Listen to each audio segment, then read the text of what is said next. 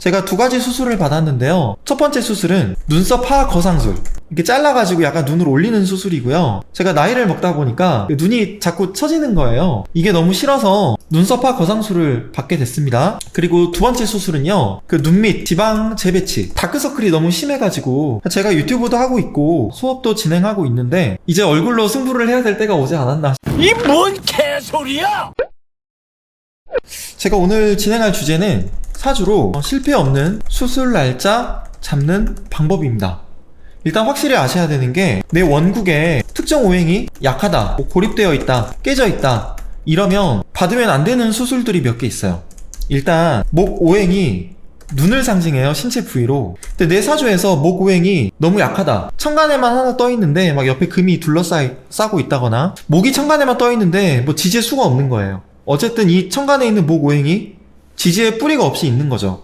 그러면 약하잖아요. 목 오행이 눈을 상징하는데 내 원국에 목 오행이 약하다, 그러면 좀 눈이 좋지 않을 가능성이 좀 높은 편입니다. 근데 만약에 대운이나 세운에서 이 목을 깨는 운이 들어온다고 해봐요, 금극목으로. 그때 만약에 여러분들이 시력이 안 좋다고 해서 라식이나 라섹이나 이런 수술을 받아도 될까요? 별로 좋지 않습니다. 차라리 지장간에조차 목이 없는 건 괜찮아요. 근데 만약에 내가 눈이 또는 시력이 평소에 좋지 않았다 라고 한다면 일단 내 원국을 살펴보셔야 돼요. 그러니까 목 오행이 너무 약하거나 지장간에만 있는데 그게 깨졌다 라고 한다면 굳이 라식이나 라섹 수술은 안 받으시는 게 좋습니다. 근데 물론 라식, 라섹 같은 눈 수술 말고요, 뭐 성형수술 같은 거는 받아도 상관은 크게 없어요. 그리고 뭐 녹내장이나 백내장 같은 게 있다, 그래서 한시라도 빨리 눈 수술을 받아야 된다, 이런 건 예외입니다. 그러면 이번에는 금 오행이 원국에서 약하다, 이때는 어떤 수술을 받으면 안 좋을까요? 금이 상징하는 게 관절, 뼈잖아요. 이때는 양악수술 같은 거 받으시면 큰일 납니다. 또는 코 수술도 좋진 않아요. 특히 뭐 연골 같은 거 빼가지고 코 높이는 수술 같은 거 있잖아요. 이런 게 썩 좋진 않습니다. 금 오행이 약하다는 건 관절이나 뼈 부위가 약하다는 뜻이에요. 이런 수술도 좋진 않고요. 그리고 만약에 토 오행이 약하다, 원국에서, 그러면 미용 목적에, 특히 여성분들이요, 미용 목적에 뭐 가슴 확대 수술 이런 건 저는 권해드리고 있진 않거든요.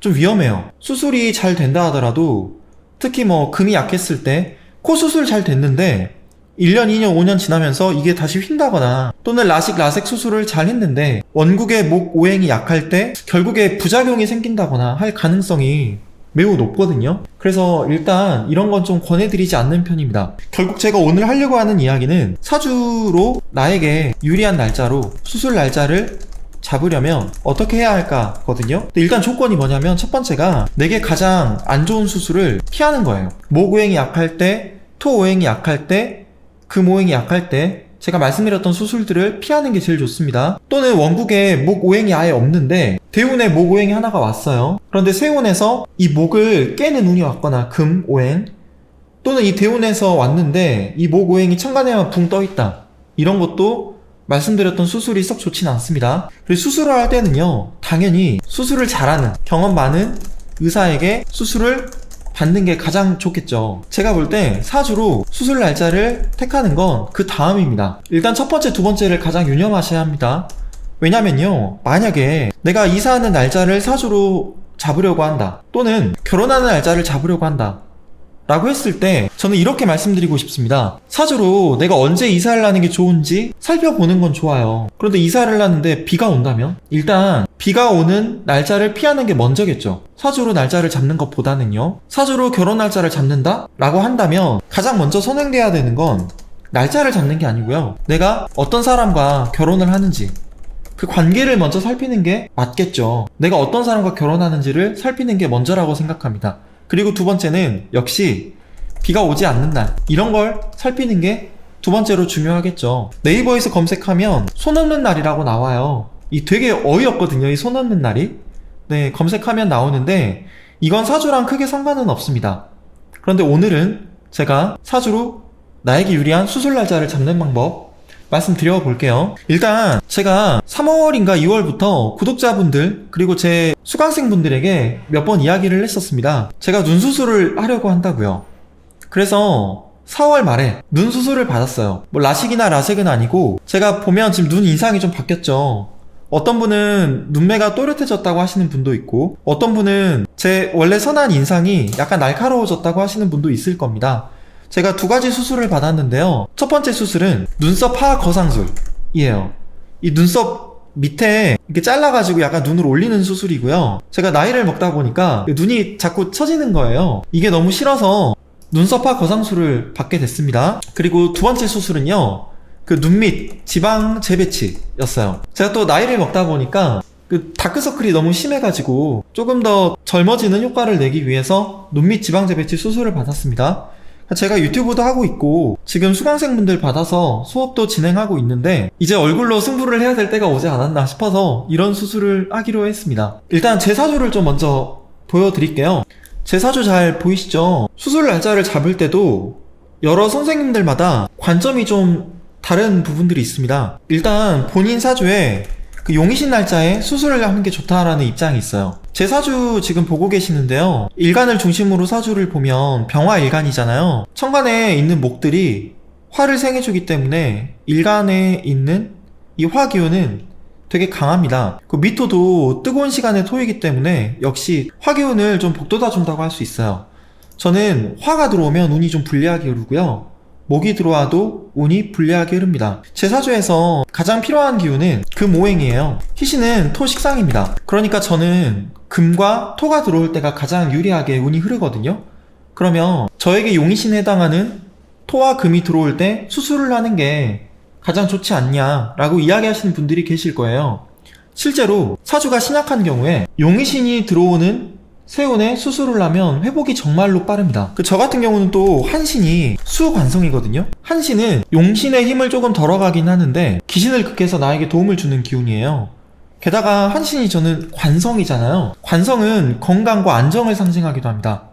그래서 저는 수기운이 강하게 들어오는 해에 수술을 해도 실제로 회복이 빠릅니다. 예후가 되게 좋아요. 관성이 들어올 때 수술을 하면. 그래서 제가 고민을 좀 했어요. 언제 눈 수술을 하는 게 좋을까. 일단 제 대운이 용의신이죠. 근데 갑진년을 보면 이 갑목은 저한테 불편하거든요. 근데 갑목이 강해질 때가 상반기란 말이에요. 1월부터 한 7월 말이나 8월까지. 그래서 상반기 때 수술을 안 하는 게 더 좋을 수도 있는데 그럼에도 불구하고 저는 용의신이 강하게 들어오는 날 일단 수술을 하는 게 좋겠다라고 마음을 먹었습니다. 그게 언제였냐면요. 4월 무진월이었어요. 저는 4월 무진월 그리고 경신일에 수술을 하기로 했습니다. 왜? 이때가 용의신의 기운이 강하게 들어오잖아요. 그러니까 제가 좀 고민했던 날이 몇 개 있어요. 원국의 화기운을 강하게 설계할 수 있는 그런 월이 일단은 4월 무진월이었고요. 날짜는 경신일도 있었고 신유일도 있었고 개축일도 있었고요. 개일도 있었고 이런 4가지 날짜 정도를 제가 뽑아봤었거든요. 근데 저는 일단 경신일에 수술을 하게 됐습니다. 이거 잠깐 한번 생각해 볼까요? 제 사주의 용의신이 아까 금오행과 토식상이라 그랬잖아요. 그러면 금과 토 기운이 들어올 때 수술을 하면 무조건 좋을까요? 이걸 생각해 보셔야 돼요. 수술 받는 저는 환자죠. 그런데 수술의 주체가 누구죠? 수술의 주체가 의사입니다. 의사. 그러니까 나한테는 용의신에 해당하는 날이 가장 좋겠지만 수술의 주체인 의사가 어떤 사주를 가지고 있는지 모르잖아요. 그런데 만약에 이때가 의사에게는 기구신인 날이라면 별로 수술을 했을 때 결과가 좋게 나오지 않을 가능성이 아주 높겠죠. 그래서 좀 고민을 했어요. 사실 이 개일 같은 경우는 저에게는 천을기인에 해당하는 날입니다. 병화일간이다 보니까. 그런데 이 개수가요, 무진월에 이 무토 있잖아요. 무토랑 무게합을 해서 얘가 화로 바뀌어서 그렇게 저하기 좋진 않아요. 그래서 일단 개일은 천을귀인이긴 하지만 제외를 하기로 했습니다. 개축일은 주말이었던가? 이때도 나쁘지 않고 좋은데요. 병원 사정이 좀 어려워서 결국 포기를 했고요. 제가 경신일 아니면 신유일날 수술을 받아야겠다 싶었는데 신유일이 제가 가족 행사가 있던 날인가 그랬어요. 사실 수술을 받을 때 의사의 용의신을 떠나서 금기운이 강하게 들어오는 날 수술을 받는 게 좋기는 합니다. 특히 신유 같은 날 이건 좀 미세한 수술 있잖아요. 섬세한 수술 그런 걸 요구하는 수술 그때가 좋거든요. 그러니까 신유일 같은 날 성형수술 같은 거 하기 되게 좋아요. 또는 뭐 뇌수술이나 또는 뭐 눈수술이나 미세한 수술들 이런 거 받기가 좋습니다. 근데 제가 사정이 안 돼서 일단 경신일에 수술을 받기로 했습니다. 저에게 용의신에 해당하는 날이었고요. 더할 나위 없이 좋은 날이라고 저는 그때 생각을 했습니다. 실제 수술 결과가 어떻게 될지는 몰라요. 한 2달 더 지나야 알 수 있으니까. 어쨌든 이렇게 금이 강하게 들어오면 긍정적인 쪽이든 부정적인 쪽이든 금 기운이 모든 사람에게 적용이 됩니다. 그리고 제가 쌍꺼풀 수술을 한 게 아니잖아요. 이 눈썹화 거상술이랑 눈밑 지방제 배치 수술을 받은 거잖아요. 그러니까 이건 뭐 섬세함을 요구하는 수술이긴 한데 쌍꺼풀처럼 실패 가능성이 높거나 그런 수술은 아니어서 제가 그냥 4월달에 수술을 받기로 했습니다. 물론 뭐 뇌 수술을 해야 된다 또는 그거보다 더 섬세함을 요구하는 라식이나 라섹 수술을 해야 된다 그러면 연운까지도 좀 살펴야겠죠. 네, 제가 성형수술을 할 때 기준으로 잡은 게 2가지가 있었어요. 뭐냐, 아까 이사하거나 결혼을 하기에 좋은 날을 잡을 때도 일단 비가 오는 날을 피하는 게 먼저라고 했었잖아요. 같은 관점에서 수술 날짜에 무리하게 막 집착하기보다는 저는 일단 실력 있는 의사를 만날 것, 이게 더 중요하다고 봅니다. 저는 일단 뭔가 공장형 수술, 공장형 병원, 공장형으로 뭐 수술 스케줄을 잡거나 공장형으로 병원을 운영하는 이런 건 피했었거든요. 과한 수술을 권하지 않는 그런 의사를 또 찾아다녔습니다. 한 3군데인가 4군데 상담 받고요. 그냥 서울로 간 건 아니고 제가 좀 성격이 대충대충이라 그냥 광주에서 한 의사에게 수술을 받기로 했어요. 근데 재밌는 게 이거예요, 여러분. 제가 병화일간이잖아요. 질문 주신 수연님, 제가 이따가 답변 드릴게요. 제가 병화일간이잖아요. 근데 무진월, 경신일에 십성으로 뭐가 가장 강한가요, 저에게? 한번 이거 적어보시겠어요? 병화일간인데 무진월 경신일에 십성으로 어떤 기운이 가장 강할까요? 이게 정말 재미있는 겁니다. 명리적으로. 엄청 웃긴 얘기 하나 해드릴 거예요, 제가 병화일간이다 보니까 무진월은 식상이 강하죠. 경신일은 편재가 강합니다.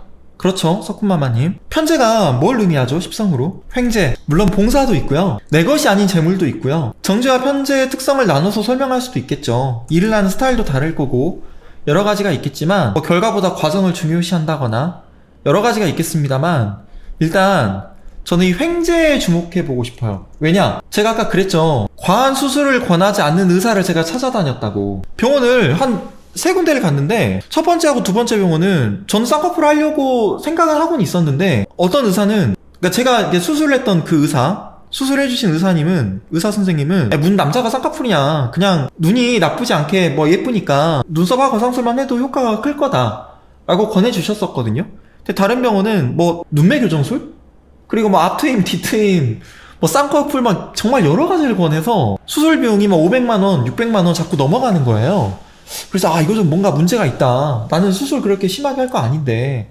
그래서 첫 번째, 2번째 병원을 걸렀습니다. 일단 저를 수술해주신 의사는 과한 수술을 권하지 않는 분이었어요. 수술 스케줄도 빡빡하게 잡지 않았고. 자, 그런데 어떤 일이 있었냐, 저한테. 수술 도중 제가 이제 누워가지고 마취하고 눈 떠보세요 하고 뜨면서 감아보세요 감고 막 이런 식으로 수술을 받고 있었는데 갑자기 의사가 저한테 지금 보니까 눈두덩이에 지방이 너무 많다. 그래서 눈두덩이에 있는 지방 제거도 함께 하는 게 어떻겠냐라고 하시는 거예요. 이미 나는 성결제를 했는데. 그 의사가 제 눈두덩이가 너무 두꺼우니까 눈썹 하거상술을 해도 효과가 크지 않을 것 같다. 그래서 제가 좀 당황했거든요. 근데 놀랍게도요, 공짜로 해주겠다, 그냥 수술 받아라 하시는 거예요. 흉터도 안 남을 거라고 하시면서. 행운이죠. 그 의사 선생님이 저는 꼭 필요한 수술만 권합니다 라고 하셨었거든요, 상담할 때.